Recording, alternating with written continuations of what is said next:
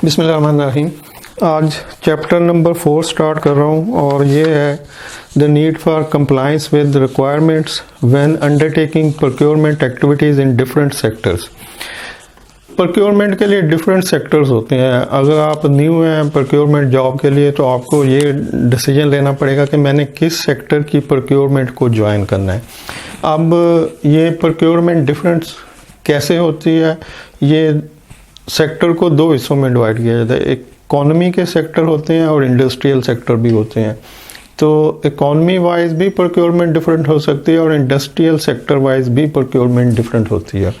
और सेक्टर क्या होता है? सेक्टर होता है डिफरेंट विद सिमिलैरिटीज़, के फ़र्क के साथ लेकिन कुछ सेम चीज़ें हों।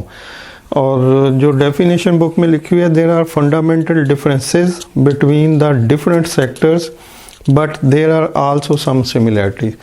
सेक्टर उसे कहते हैं कि जिसमें जो हों तो डिफरेंट लेकिन सिमिलैरिटी के साथ, यानी डिफरेंट विद सिमिलैरिटी। तो इसको आप समझें जैसे किसी इलाके को आप कहेंगे ये सेक्टर ए है, ये सेक्टर बी है, ये सेक्टर सी है, या फौज के किसी डिवीज़न को देख लें, ये सेक्टर ए है, बी है, या किसी और जगह जहाँ भी सेक्टर लिखा होगा तो आगे उसके कुछ नंबरिंग होगी, सेक्टर 1, सेक्टर 2, सेक्टर 3। तो इसका मतलब कि वो जो उसकी आइडेंटिफिकेशन है सेक्टर ए, तो ये सेक्टर ए है तो यही सेक्टर ए है। आप सेक्टर बी को सेक्टर ए नहीं कह सकते। लेकिन सिमिलैरिटी क्या है? सेक्टर ए में भी घर बने होंगे, सड़कें बनी होंगी, पार्क्स होंगे। सेक्टर बी में भी सड़कें होंगी, घर होंगे, पार्क्स होंगे। सी में भी सड़कें होंगी, घर होंगे, पार्क होंगे। तो ये सिमिलैरिटीज़ हैं। अब आप कहेंगे कि भाई हर सेक्टर में सड़कें हैं, घर भी हैं, पार्क भी हैं, तो ये तो सारे सेम है, तो हम सेक्टर बी को सेक्टर ए क्यों नहीं कह देते? तो ये जो सेक्टर बी है ये बी रहेगा और सेक्टर ए को सेक्टर ए कहेंगे। तो ये जो उसकी आइडेंटिफिकेशन है उसको हम सेक्टर कहेंगे। लेकिन सब सेक्टर की सिमिलैरिटीज़ एक जैसी होंगी कि सब सेक्टर सिमिलर होंगे लेकिन उसकी आइडेंटिफिकेशन सेपरेट होगी। इससे आप समझ सकते हैं कि प्रोक्योरमेंट के जो फंडामेंटल्स हैं वो हर सेक्टर में सेम होंगे, सिमिलैरिटीज़ हर जगह पे होंगी, लेकिन कुछ स्पेसिफिक एंटिटी होगी। हर सेक्टर के लिए कुछ सेपरेट आइडेंटिफिकेशन होगी कि ये फलां प्रोक्योरमेंट का प्रोसेस है। जैसे जो गवर्नमेंट की एजेंसीज में होते हैं वहाँ पे PPRA, पेपरा का जो रूल्स इम्प्लीमेंट होते हैं, हाँ उसके हिसाब से प्रोक्योरमेंट होगी। अब ये जो PPRA की प्रोक्योरमेंट है ये एक सेपरेट आइडेंटिफिकेशन है, लेकिन प्रोक्योरमेंट की जो सिमिलैरिटीज़ हैं वो वही होंगी जो कि पब्लिक ऑर्गेनाइजेशन में होती हैं, कमर्शियल ऑर्गेनाइजेशन में होती हैं, या थर्ड सेक्टर की प्रोक्योरमेंट में होती हैं। तो इसलिए हम कह सकते हैं कि जिस सिमिलैरिटीज़ प्रोक्योरमेंट की सेम है, लेकिन हर सेक्टर की प्रोक्योरमेंट एक सेपरेट आइडेंटिफिकेशन रखती है। अब सेक्टर जो है दो हिस्सों में डिवाइड होते हैं, इकोनॉमिकल सेक्टर होते हैं, इंडस्ट्रियल सेक्टर होते हैं। इंडस्ट्रियल सेक्टर को मैं नेक्स्ट किसी वीडियो में एक्सप्लेन करूंगा। अभी हम देखते हैं इकोनॉमिकल सेक्टर कौन से होते हैं। इकोनॉमी के जो सेक्टर होते हैं उसको हम 3 हिस्सों में डिवाइड कर सकते हैं। नंबर 1 पब्लिक सेक्टर है, नंबर 2 प्राइवेट सेक्टर है, और नंबर 3 थर्ड सेक्टर है। थर्ड सेक्टर को हम नॉट फॉर प्रॉफिट सेक्टर भी कह सकते हैं, जो प्रॉफिट मेकिंग नहीं होता। जो सेकंड सेक्टर है प्राइवेट सेक्टर, ये प्रॉफिट मेकिंग सेक्टर होता है।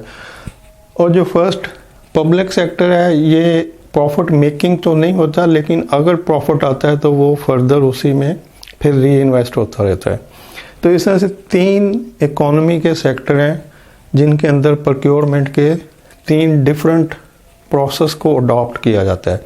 अब ये तीनों प्रोक्योरमेंट के जो सेक्टर होंगे जहाँ पे 3 डिफरेंट प्रोसेस होंगे उसकी सेपरेट आइडेंटिफिकेशन होगी हर प्रोसेस की, लेकिन उनकी सिमिलैरिटी सेम होंगी। प्रोक्योरमेंट की सिमिलैरिटी सेम होंगी लेकिन आइडेंटिफिकेशन सेपरेट होंगी। तो इसलिए इसको हम 3 सेक्टर में डिवाइड कर देते हैं कि पब्लिक सेक्टर की प्रोक्योरमेंट है, प्राइवेट सेक्टर की प्रोक्योरमेंट है, और थर्ड सेक्टर की प्रोक्योरमेंट है, यानी कि नॉट फॉर प्रॉफिट ऑर्गेनाइजेशन की प्रोक्योरमेंट है।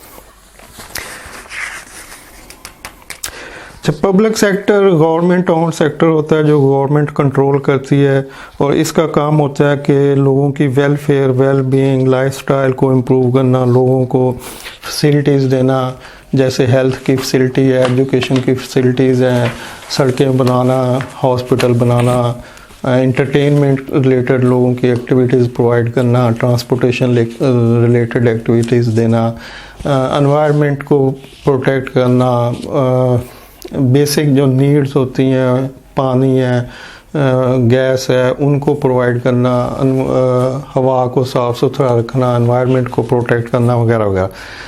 तो ये सारे काम जो है ये पब्लिक सेक्टर के काम हैं जो गवर्नमेंट ओन्ड डिपार्टमेंट्स करते हैं। जितने भी गवर्नमेंट के डिपार्टमेंट्स हैं वो पब्लिक सेक्टर डिपार्टमेंट कहलाते हैं। तो अब गवर्नमेंट के इन डिपार्टमेंट्स में जो भी प्रोक्योरमेंट होती है उसको हम पब्लिक सेक्टर की प्रोक्योरमेंट कहते हैं और इसकी एक सेपरेट आइडेंटिफिकेशन है जो कि पाकिस्तान में पेपरा रूल्स के अंडर होती है। अब पेपरा रूल्स क्या है, ये फिर एक लंबा टॉपिक है। अगर अभी हमारा यहाँ पर जो टॉपिक है वो ये है कि हम इकॉनमी को डिफरेंट सेक्टर में किस तरह से डिवाइड करते हैं। तो हम इकॉनमी को 3 सेक्टर में डिवाइड करते हैं। किसी भी मुल्क की, दुनिया में जो भी कंट्रीज़ हैं वहाँ पे इकॉनमी को 3 हिस्सों में उन प्रोक्योरमेंट के सेक्टर वाइज जब डिवाइड किया जाता तो उसमें 3 तरह के प्रोक्योरमेंट के प्रोसेस हो सकते हैं और पाकिस्तान में भी ये 3 चल रहे होते हैं। ये पब्लिक सेक्टर की प्रोक्योरमेंट पेपरा रूल्स के अकॉर्डिंगली हो रही होती है।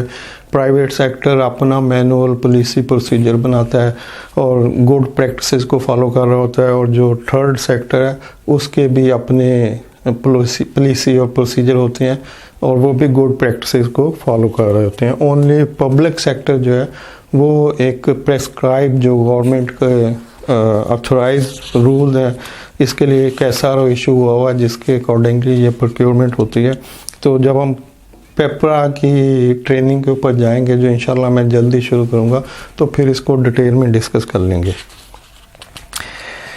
अब ये जितने भी पब्लिक सेक्टर की प्रोक्योरमेंट होती है ये लोगों के टैक्स के ऊपर बेस कर रही होती है, यानी लोगों से गवर्नमेंट जो टैक्स वसूल करती है, इनकम टैक्स है, वेल्थ टैक्स है, बिजनेस के ऊपर टैक्स होता है, फिर जो भी सेल होती है, जो कमोडिटी लोग परचेज़ करते हैं, फ्यूल परचेज़ करते हैं उस पर टैक्स पे करते हैं, ज़रूरियात ज़िंदगी की चीज़ें परचेज़ करते हैं उस पर टैक्स पे करते हैं। जैसे 17% सेल टैक्स पे किया जाता है, सैलरीज़ के ऊपर लोग इनकम टैक्स पे करते हैं, वेल्थ के ऊपर वेल्थ टैक्स पे करते हैं। इसी तरह इम्पोर्ट के ऊपर ड्यूटीज़ टैक्सेस होते हैं वो गवर्नमेंट हासिल करती है।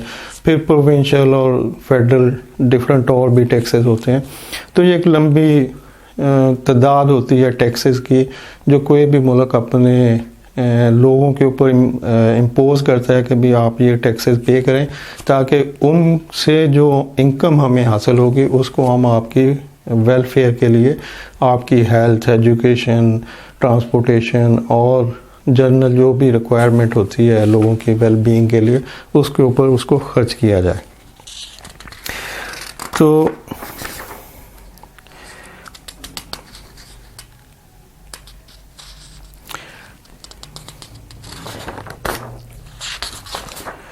अच्छा, सेकंड है प्राइवेट सेक्टर।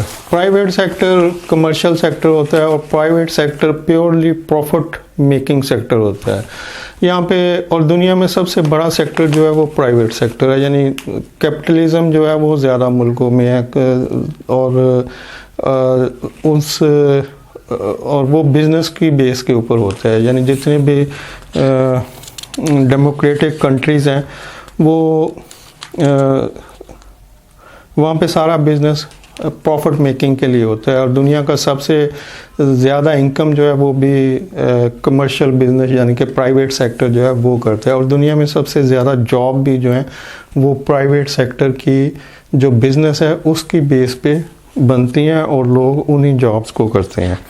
और इसमें आप कोई भी बिजनेस कर सकते हैं। आप हॉस्पिटैलिटी का बिजनेस कर सकते हैं, कैफ़े है, रेस्टोरेंट है, होटल है, सर्विसेज आप सेल कर सकते हैं, अकाउंटेंट है, प्लम्बर है, हेयर ड्रेसर है, कोई सब्जी फरोश है, कोई कुछ कर रहा है। जितने भी लोग जो भी छोटे मोटे काम करते हैं वो सब प्राइवेट बिजनेस हैं, उसको पब्लिक सेक्टर कहा जा, प्राइवेट सेक्टर में वो सब आएंगे।